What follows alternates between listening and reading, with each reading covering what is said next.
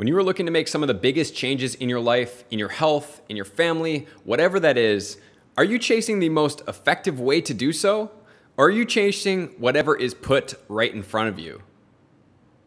Welcome to Break and Build, where we take a break from your day to build your life in a positive way. I am going to be your host, Billy Lutz. And so today what we are going to do is break down upstream versus downstream effects.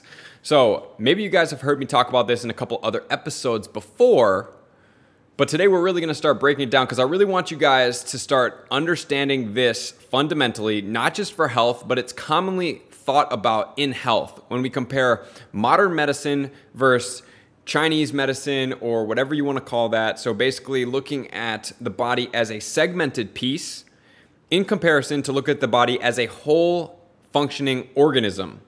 So when we look at the body as a integrated but separate segmentation. So what I mean by that, let's take the Western medicine approach for the body. Typically thinking, they'll say, hey, something's wrong with this specific organ. Let's just say something's wrong with your lungs. What do? They're going to either throw antibiotics at it, they're going to look at operating on it, they're going to look at doing something, x-rays, at the specific organelle, the organism that's going on right there. What they don't do is say, hey, I wonder why something's going on with your lungs, or why are you feeling symptoms in your lungs, or what could be going on in your life, in your body, in the holistic organism as a whole that maybe could be contributing towards it. Maybe there's something that's going on in different spaces, as opposed to just saying, hey, let's focus on the lung, let's see what the lung's doing, let's see where it's at. That's going to be a downstream effect. As soon as you feel a symptom or something comes up in your life, we can extrapolate this to every single part of our life, but let's focus on health before we take it to that different step. What happens when, let's say, oh, I have a headache? So modern society, at least in the Western side of the world, has trained us to go get Advil, right? Go get aspirin. Go get a cold pack and put it on your head. Go do anything that's going to alleviate that headache. That is going to be what we call a downstream effect.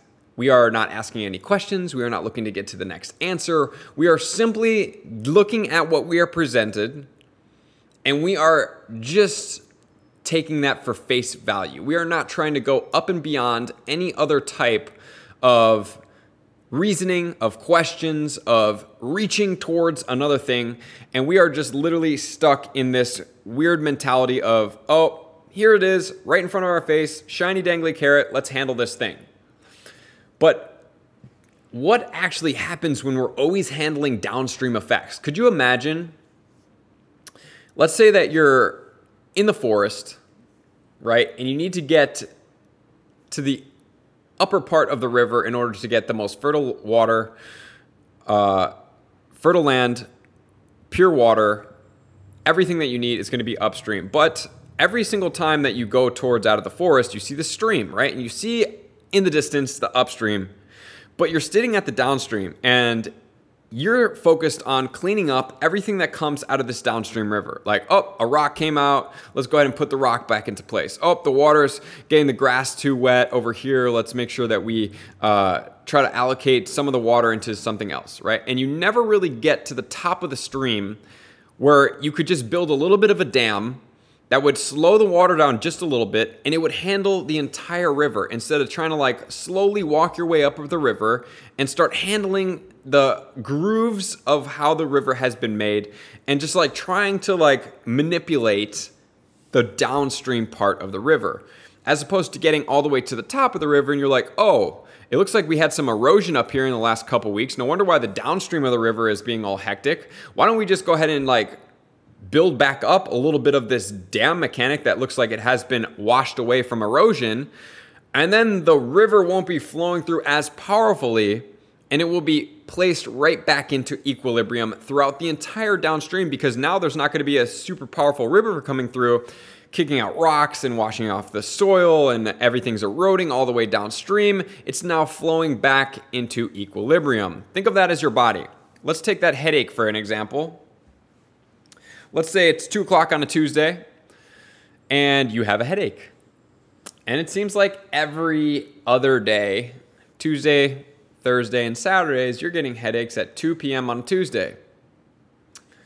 Let's just say 9 a.m. on Tuesday mornings, you decide to go to yoga class.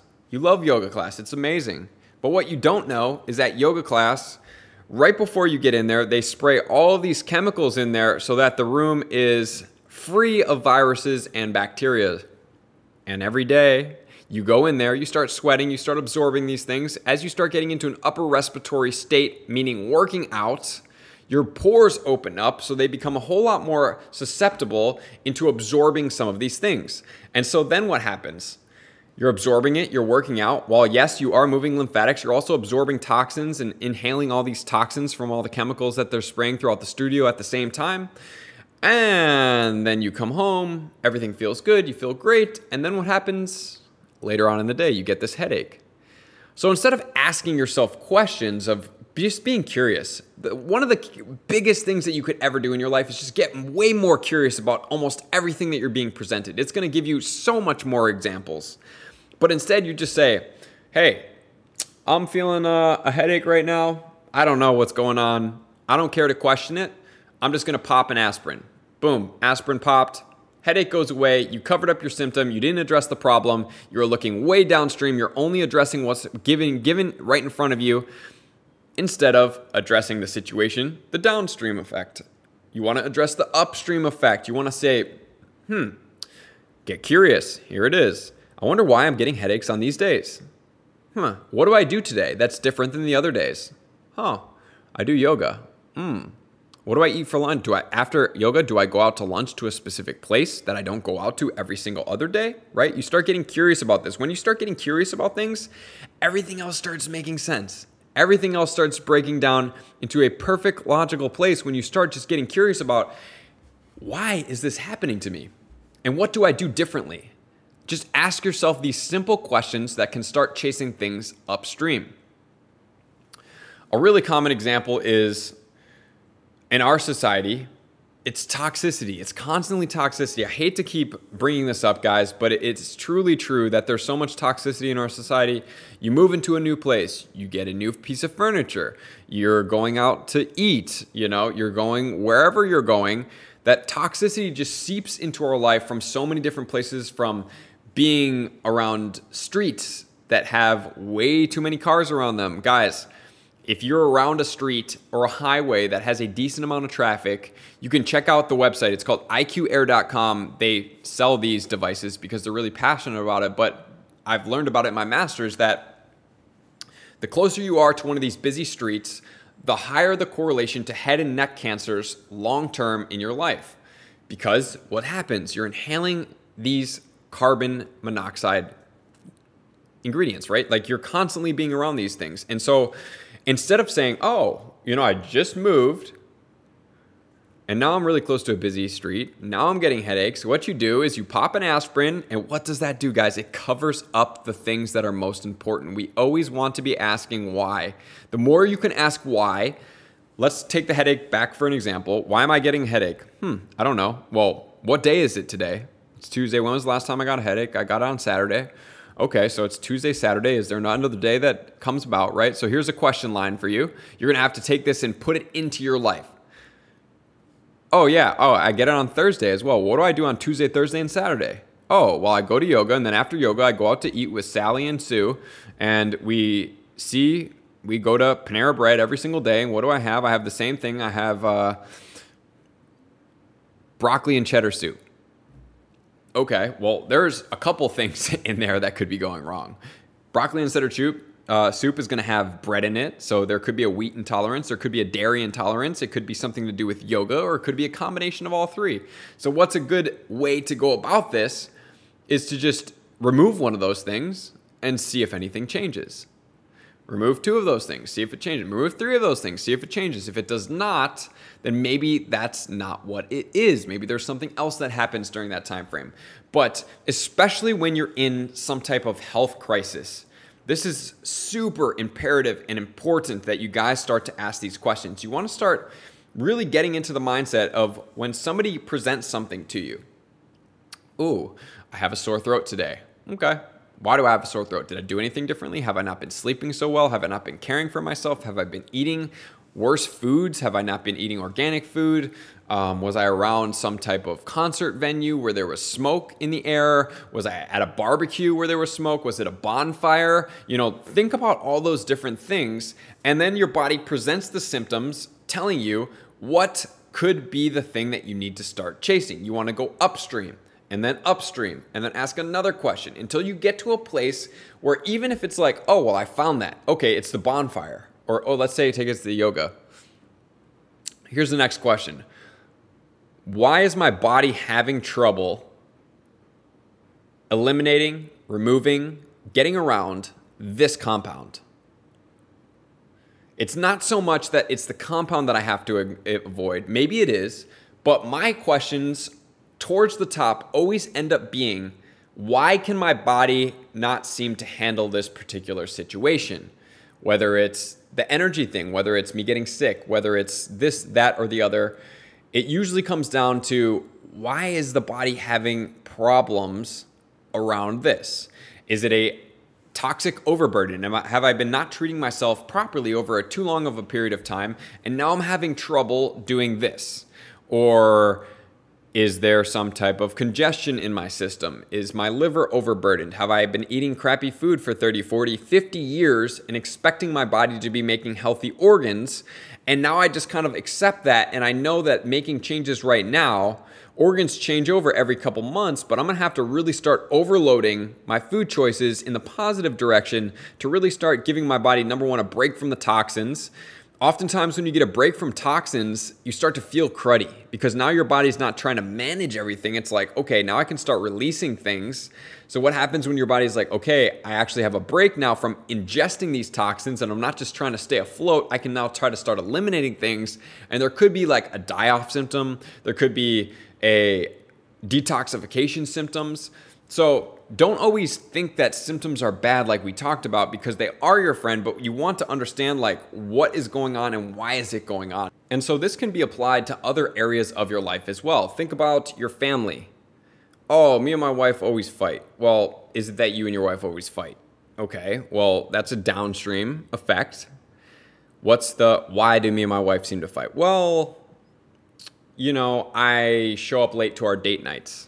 Okay, well, why do you show up to your date nights? Oh, well, I'm just not really having fun in the date nights anymore. Okay, well, why aren't you having fun? You see what I mean? You can keep asking that question until it really gets to the top. It's like, well, I just haven't been feeling myself. Why haven't you been feeling yourself? Well, I haven't been taking enough time to myself to be able to like rejuvenate. And it seems like whenever I show up to date nights, I'm just not myself anymore. Oh, okay. Well, how? And then the question becomes, how can you change this to make this become better? Think about if you're talking about a financial situation. I never have money. Okay. So what's the first initial thing is to just try to budget or not spend money. Okay. Well, why don't you have money? Well, I really like to shop. Okay. Well, why do you like to shop? Well, shopping makes me feel good. Okay. Well, why aren't you feeling good? Well, I just don't really feel that confident in myself. Okay, well, why don't you feel confident in yourself? Well, I feel like I'm out of shape. Okay. So how can you get in shape? See how upstream we are on that? We're not like playing with the downstream thing. Because then if you take that upstream effect, it's like pulling the bottom Jenga block out of a puzzle and the whole thing collapses. And it just becomes this wonderful way of intertwining a completely new habit action into your life. So it's like, boom, there it is. That's the reason. When you can get to no further, you can't think of another why.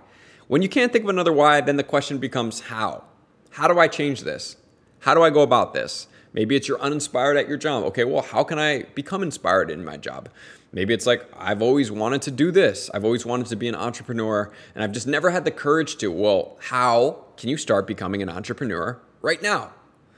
So chasing the things that matter most, finding the things that are holding you back, asking why till you can't find another why, and maybe you just don't understand the whys and you need some professional help, a functional medicine practitioner when it comes to health.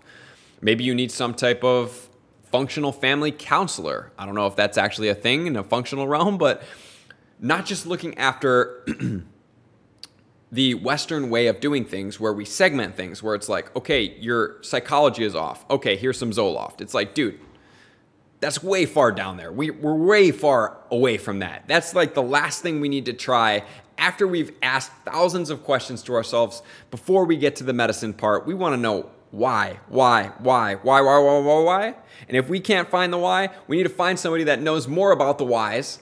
And then once they know all about the whys, then we're going to start asking the hows together, right? Finding that team to make sure that you guys are succeeding in the long run. So now when you're presented with problems in your life, I want you guys to think about, am I focusing on the downstream effects way too much? I am like treading water. I am trying to swim as fast as I can at the end of a river that is just way too powerful when I could just literally get out of the river, swim sideways, and then start to walk up the river to the top by asking myself some questions. So ask yourself the questions, get more intuitive, listen to yourself more, and try to be a lot more curious about your life, because getting curious about your life is going to help your life become a whole lot more smooth, a lot better, and a lot more efficient, and it's going to equal a whole lot less pain.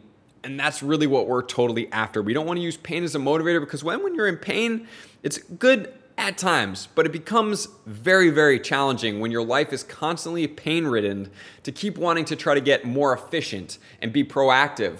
Those are kind of like separate entities. You want to get out of this pain, get into the proactive lane, and start asking those whys all the way till you get to the how, and then start shifting the how, and you're going to change that rectangular cycle to be more in your benefit and less painful in the long run. So I just want to say thank you guys for being here. We're going to try to keep these episodes as efficient as possible. I want to cover a lot, but I want to be efficient and make sure that you guys get a nice jump start to your week and that you guys are having a whole lot of fun. So I appreciate you tuning in. As always, if anybody is out there that is struggling with anything that we are talking about, or you want to have a group come together, because when you do things together as a group, as a family, you're declaring, as a family, we're committing to eat organic, we're committed to think a little bit differently, we're committing to do all these things to be more connected. When you have a group setting where every time somebody feels a little bit out of place, out of accountability, everybody's like, no, dude, come on, get in here. Like, we're doing this together as an entity. It becomes exponentially more impactful in each and everybody's life. So thank you guys for tuning in. I hope you guys have a marvelous day, week, and month, and year, and many years to come. I'm going to see you guys out on the next episode.